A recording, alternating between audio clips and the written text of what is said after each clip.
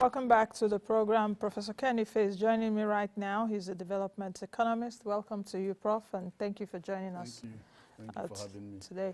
I want to start this discussion. We're looking at the state of the Nigerian economy. I know that so much has been said. A lot of people, even newspapers, people are speaking, you know. How bruised really is the Nigerian economy? How bruised? Well, your last speaker asked you to worry less about the Nigerian economy and have more sleep with your eyes closed. I don't know if it is written on my face, Prof. Are you of the whether I should just really worry less, you know? I think it's born out of love for our country, so can I really I'm not worry surprised less? about it. This is what I see every day. Yes, there are severe challenges facing the economy, without a doubt. But those challenges are not insurmountable. Security is the biggest concern, and it has knock-on effect on every economic index, every one of them. So whenever you scream about debt sustainability, try and discount how much influence the security has. You look at inflation, think about insecurity. You look at forex instability, just think about how many people, because of insecurity, want to hold dollars and not naira, and want to send them out somewhere or put them in domiciliary account, increasing the speculation in the economy. So there are many of them, but I think your last conversation and the previous one is about debt sustainability. Okay. I'm not surprised, but I'm more optimistic. Okay, let's take from what you've said. You've talked about the FX challenge that we're seeing. You've talked about inflation, debts, yes. You've talked about the debts inflation. What else? Okay, and all this we're seeing the knockoff. Unemployment as well. Yeah. Unemployment is a major policy. You know, so insecurity has a hand in all of this, according to your own analysis. It is the common denominator. The common denominator. Okay, let's start from the last, which you mentioned, the FX crisis, the FX challenges we're having, because you just mentioned, because of the insecurity, a lot of people now want to hold dollars. In fact, let me tell you what happened. Sometime, was it 2 weeks ago? I saw something on social media. There's a page that I follow, a lady that sells stuff, you know, and she was doing a sale. And she did say there that please, she's doing a $10 sale of clothes that you can get so pieces of clothes, but for $10. And you need to bring $10, not the equivalent. It's called dollarization of our economy. So I was shocked when I saw that. And people were asking in the comments, oh, how does she said you can go to Zone 4, the amount, just convert it, and just get $10 to the shop and buy. And I was shocked. But I don't think it's legal. Yeah, it's not legal. It's not legal. Definitely, it's not legal. But the argument she had there was that because if she goes next time to buy those things she wants to buy or get it imported or whatever, that the price would have skyrocketed. So you can imagine how many people are doing that now and how many people are holding dollars, keeping it. I don't know, Prof, if you're one of those. But, you know, how many people are really keeping the dollars right now? You know, so let's start from that last point. Well, the thing is this. Traditionally, when we look at foreign exchange related issue, we tend to focus on the demand for dollar in our economy and the amount supply of dollar to the central bank. That's where we used to focus the debate. But the fact of the matter is that there are other hostages. I've just mentioned security. Security is driving people out of their home bases, heading to Abuja or to Lagos. People don't want to carry a lot of these nairas anymore, and people want to hold dollars because dollar is steadier than naira, and they're not sure what the value of naira will be tomorrow. So when people have that fear about it breeds what we call speculation. And then, of course, there is also some arbitrage opportunities, as you know. And so all of that are making more people than expected to want to hold dollar. And that puts a lot of pressure on the system. And everybody comes and blames central bank. But we need to widen that debate. And also, there are some failures in capturing all the other sources of dollars that we could have. For example, you've had a complaint about even though there has been an increase in the export of of agricultural produce, but it is punching below its weight. If you try to go by sea and then you get to Lagos and those holding points, you stay 2 weeks, the food is gone. And so people are complaining that we could get more from that source. Then diaspora remittance, which we tend to see around 26, 24 billion, is actually about $34 billion. It's just that the one you are seeing is the one that is 26. There are other sources of remitting money. People are using alternative ways. But we haven't actually seen that we are capturing all of that and entering it into the equation. And of course, you know the hemorrhage on our forex being how much of that money, nearly 30%, that is going to deal with the oil weaknesses.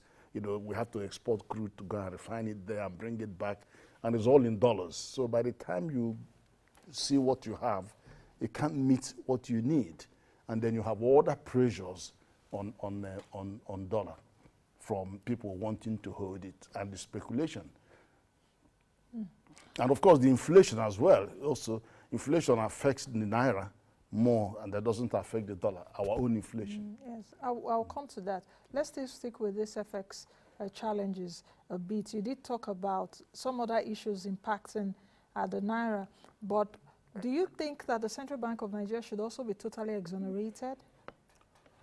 I'm not sure. I'm not in a position to judge anybody, but I'm saying that there are more room for improvement in all the scenarios that I have painted. And there are different players involved in all of those. I don't even know where to go to again, because the issues It's a very complex discussion, The really very, issues, very complex. Do you think that we are But having don't forget enough also, conversation? we are having a lot of borrowing, and those dollar-denominated borrowing have to be serviced in dollars. So you still have more calls on our dollar than normal circumstance. Prof, do you think that we are having enough conversation, the conversations that we should be having around the economy now? Do you see that No, kind of conversation? I don't think we're having enough conversation. I can give you one example. The conversation centers on how much we are borrowing and our inability to service them effectively. That is not that we are servicing it. We haven't, nothing has happened on services, which is the big difference between 2005, when our $30 billion, 40% of it was failure to pay, penalties and all of that. But here we don't have any penalty. For 6 years, no penalty we've been paying. And that's why they're giving you more. You know, if you say Nigeria, many people bring money. And there are $9 trillion of sovereign investment looking for where to lend. And many countries have been damaged by COVID, so they're not capable of, securing loans. But the discussions that are not actually taking place is how do we increase revenue? Because government is earning only 6 to 7% of our GDP as revenue. The African average is 18%. West Africa says we should go to 20% minimum, our convergence criteria.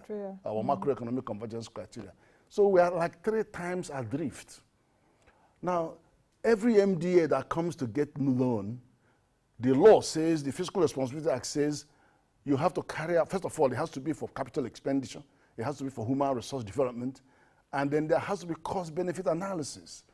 All of these are done, I believe, because our president was mentioning something to that effect. Also, it has to be for a long term and concessionary rates. And I know some people may have issue about the bonds being around 7-8%, but concessionary rates is what the law says, that notwithstanding. But when these MDAs borrow the money, and then of course it has to be captured it has to be foreseen in the fiscal strategy paper, it has to be captured in the MEMTEF, medium-term expenditure framework, and in the borrowing plan. So as far as most MDAs are concerned, as long as it all hits all those buttons, then they can go and sleep. And when the revenues come, they just keep hiding revenues, and government doesn't get money back from any of these MDAs. And that should stop. When you have this MDA, you have these arrangements for infrastructure, that set up an escrow account with whoever is running this show, whether it's an SPV or the department, whatever, an escrow. and let a proportion of that revenue be going straight back to repay the loan. It may not be enough, but something, so that the federal government puts a finger on the revenue coming from this. So it's not just borrowing and borrowing, and then you have the debt management office having you in their list and then they're paying. No, it shouldn't be like that. And then, of course, we have to widen the tax base, because it's difficult to just get this number that are paying tax and tax them to death. Double it, triple it. But how many more poor people can you tax? It's not about poor. It's not about poor people. Unemployment is like 3.3%. $8 billion every year disappear for illicit transfers. We know that. And it's 84 billion in Africa. Perhaps, are you talking about the efficiency of the process? Efficiency. And then, of course, you know what's going on with IPPIS, what it has unlocked, then the GIFMIS, they're all unlocking the level of the theft going on and hemorrhage on our system. So you've got to tighten those up and release more resources. Then you look at the waivers going on the waivers, custom duty waivers and all of that. I think it's reached a very high point that we need to start. You can't stop them. Some are legitimate, but you have to bring them down, because by the time you add all these, they are much higher than the current revenue that the government is earning. Then, of course, the oil that is a big headache, we've got some traction by signing the Petroleum Industry Act. Now, to the fact that Inland Revenue can now say, with every sense of responsibility, that their revenue next year will double to over 10 trillion. So that's good news. At least that brings some balance in the debate. Oh, that by next year, this overall revenue will be more than double. And there are other things coming in, so that people is spreading panic. When we look at only one side, it spreads more panic in the land and more speculation on our economy. And the consequence is that people want to go for dollar. They don't want to touch the naira anymore. You talked about more revenue, but should the conversation only be let's make more money? About the usage of the money we have, we should look at expenditure efficiency. Because, Prof, you should know, even on the budgets, you take a look at this yearly budget, you will see the same projects, the same amount of money. Next year, the same. We see, I've read different reports from budgets, for example. Was it early this year, I did talk about that, over 300 projects. You know, so we're talking about expenditure efficiency also. Well, it's very important. That's very important. But you see, what I've given you is the pressure device. First of all, you need to establish that the borrowing is fit for purpose. And the law says that. Do cost-benefit analysis.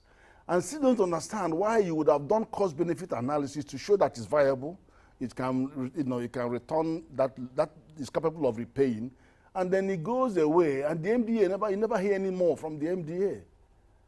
So, on one side, they'll say, well, they fulfilled all righteousness. They could show that is the case.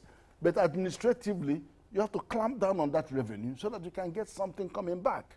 Something for the people running it and something for repayment of. So you got to move forward and capture that. Obviously, when you come to that, the issues on efficiencies will unravel. And all other issues will unravel when you put your finger on the revenue coming in. I mean, it's like the aviation terminals, and then you've seen, and that's where you say, well, these managers are not managing it well. Why don't we just concession this out and make more money? So all these arguments will come up when you move forward to say, I want to see what is going on with all this. Because if you don't, some of those Chinese contracts that have clauses that amount to waiver of sovereign immunity will come down and seize the airports or whatever they have put all their money or shipping, and they've done it in many parts of Africa. So that is one big danger that we need to carry on board.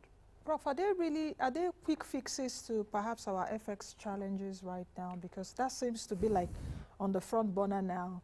The CBN is being kicked left, right, and center. President Buhari at the UNGA, UN General Assembly did ask for a debt cancellation, and when I read it, I was like, President, you are saying what? Did you know, or the people that wrote his speech, are they not aware of what happened in 2005? Late Obadiah Melafi of blessed memory now, this speaks to me about what transpired in 2005. He was part of those that did that debt forgiveness stuff and they said they won't forgive us again if we enter into this kind of debt trap. So how do you juxtapose all of this vis-a-vis also the kind of conversations that we should be having at this point in terms of saving the Nigerian economy. The kind of conversation, I don't know if I'm seeing enough conversations from the EAC, Economic Advisory Council or what, so please speak to me on all these three issues. Yeah, one of the areas that we need to consider very carefully is how to optimize the contribution of the states, the subnational entities, because they account for over half of the economy. The debate tends to focus only on federal government and forget that federal government is just a player in a concurrent legislative list, which is the economy. It's only on debt borrowing that is on the exclusive legislative list. But the fact that the federal government allows some borrowing to take place at the subnational level doesn't mean that they're not going to pay their debt. So that's why the Fiscal Responsibility Act goes out to the states for domestication, and then also have decisional arrangement, which is FRC, and then keeps capacity building and supporting them. And I've taken part on some of those capacity building exercises for both the states and some of the MDAs that are supposed to be contributing 80% of their operating surplus to the Consolidated Revenue Fund, or failing which they can just clamp down on their revenue and take 25% from source, which is happening now to some of them. So I think we need to engage them in some of that debate. And there are a lot of optimizations to do. For example, again, I haven't seen any conversation that recognizes the sea change in bringing or setting up infrastructure company, PLC, which was capitalized by 1 trillion from federal government, and they are going to be racing out to the market to get to bring 15 trillion naira. But that's such a game changer that once it is up and running, then the federal government will not have much recourse. I think the CBN governor did mention it at the Yes, last MPC. yeah, that's that right. the board will soon be. That's right. I know it's being constituted at the moment, and then they are heading for 15 trillion naira. 15 trillion naira is a lot of money. And what that means is that they could now be in a position to take over much of those heavy infrastructure projects that federal government is doing, and which is what is causing us to borrow and borrow.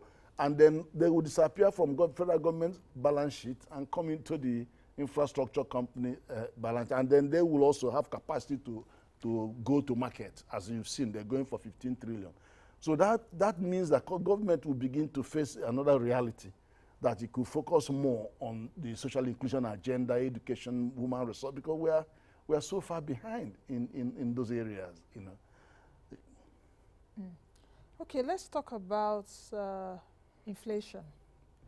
If you take a look at inflation, how do we really deal with inflation? I know you might say, okay, the insecurity part of it. We've seen inflation has been high for years now, still ahead of the 6 to 9% target for which the central bank has put. Inflation environment, we've also seen inflation environment over the years in Nigeria change. Do you think that the tools used to tame inflation over the years by the CBN, have they really stopped working? Or there's a mutation in our inflation, that will cause, yes, Prof, you understand what I'm saying? Whether there's a mutation in our inflation that has caused the tools of the CBN not to work, or not to work adequately. I think what we have seen is there are so many factors affecting inflation to the point now that monetary policy alone is not sufficient to control the inflation. So we are beginning to see the limits of monetary policy in relation to inflation. But let's understand that a bit more. Traditionally, you look at inflation, which is a very core mandate of central bank, a very, very core mandate. Money supply is always about money supply in the economy. But people tend to forget that there are two sides to the money supply equation. You have domestic money supply, which tends to come in and out.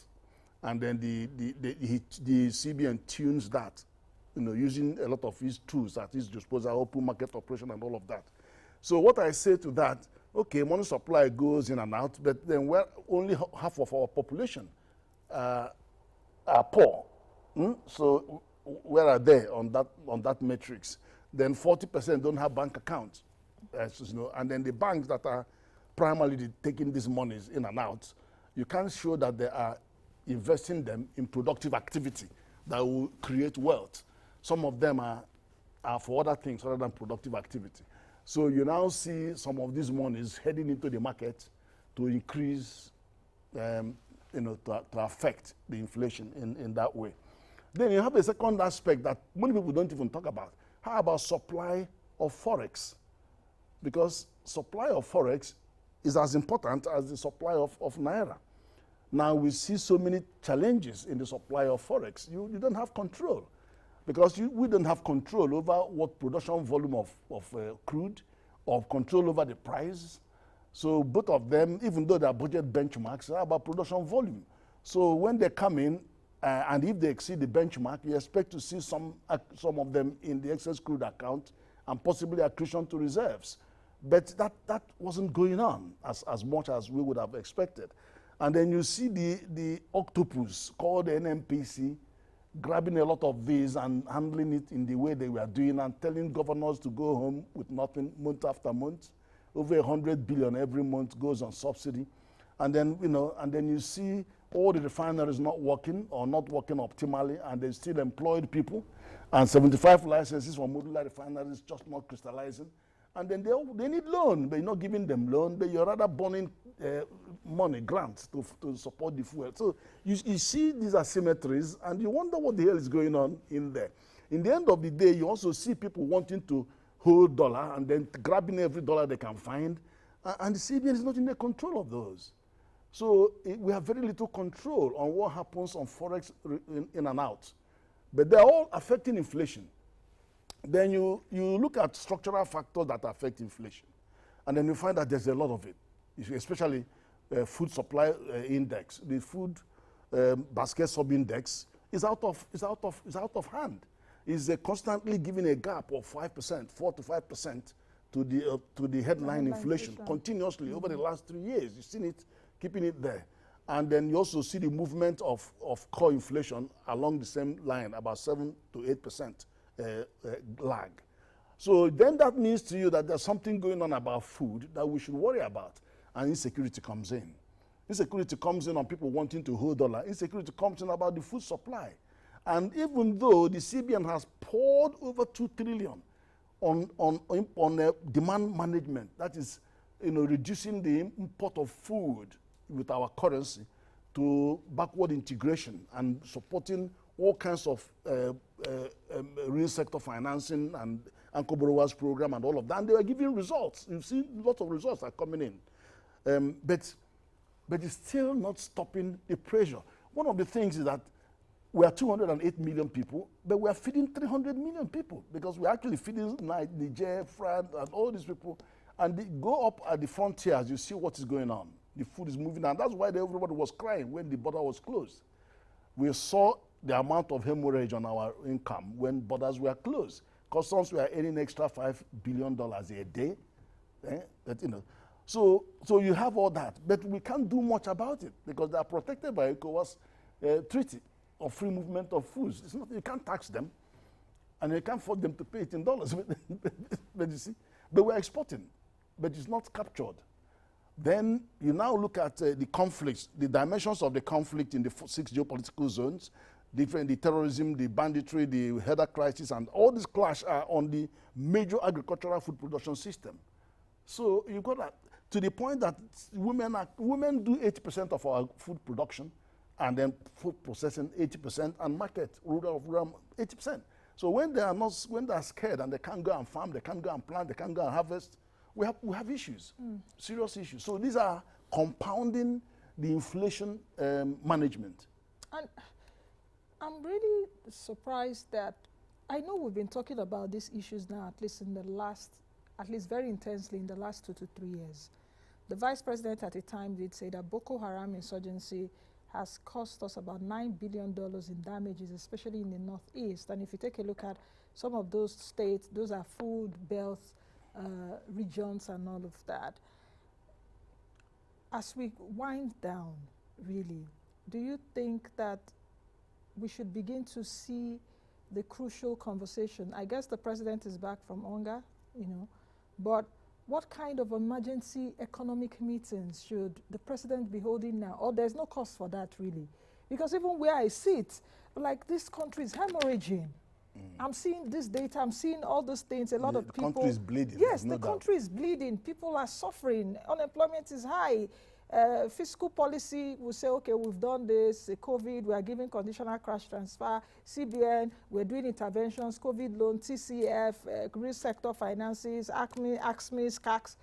But can we now have a holistic, I don't know how big that table will be, and those that will sit down and say, how do we get ourselves out of this? And not the conversation that I'm getting now of 2023 and party. Yes. There should be a country that you should You rule can or aspire cover. to Yes. rule, correct. So, Prof. Yeah, you are quite right. We need to have a bigger table with the right kind of people to discuss ways forward. Politics comes to put a gloss on all of those when we know we are surviving and we are avoiding a meltdown. How large would that table be? One thing, certain things are clear. One is that we have to be on top of food security because our population is growing ahead of the rate of food production.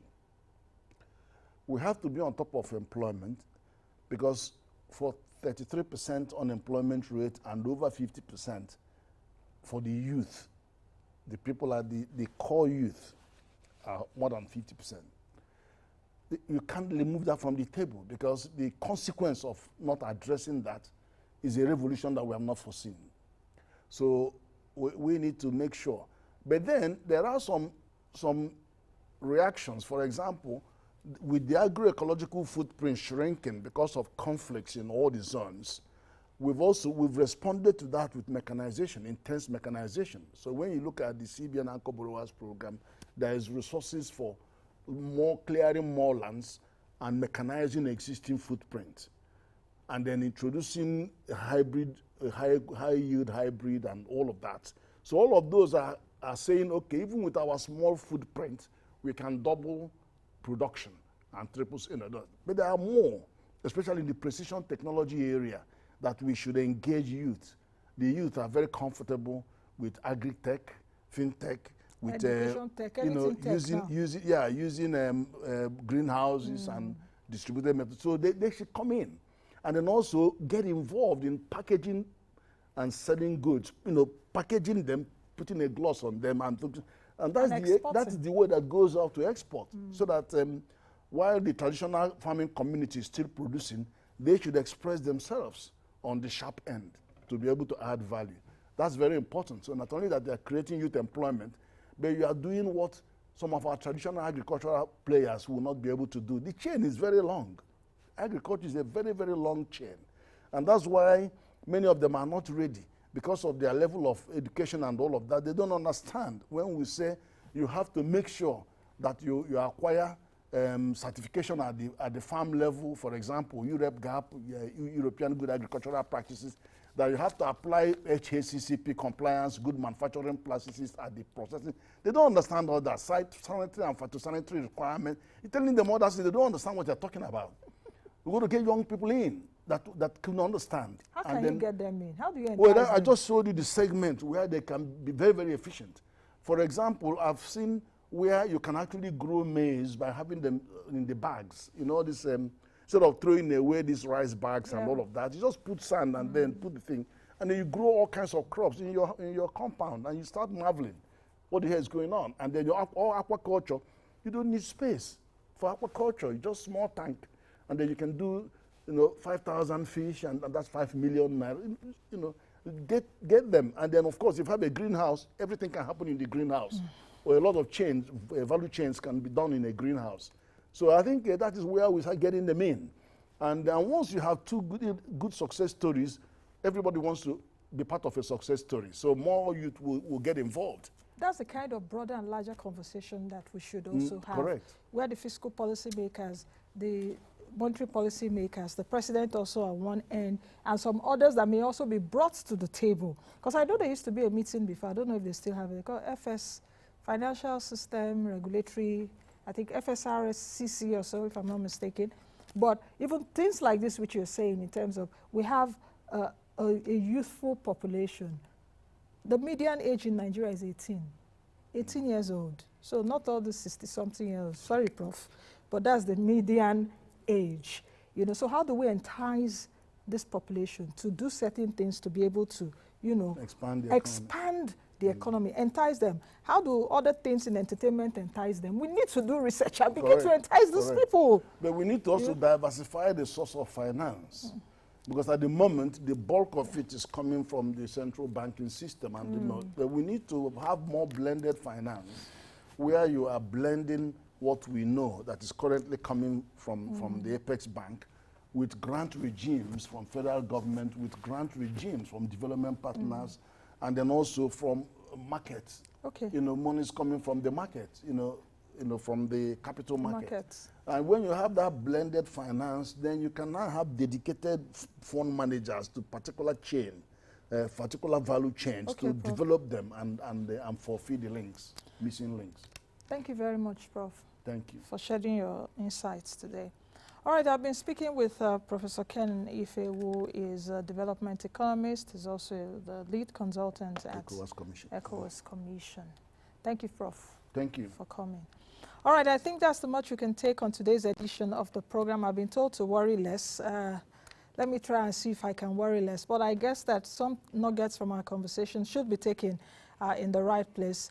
Be the best you can be and be the change that you want to see. I am Nancy Naji. Bye now.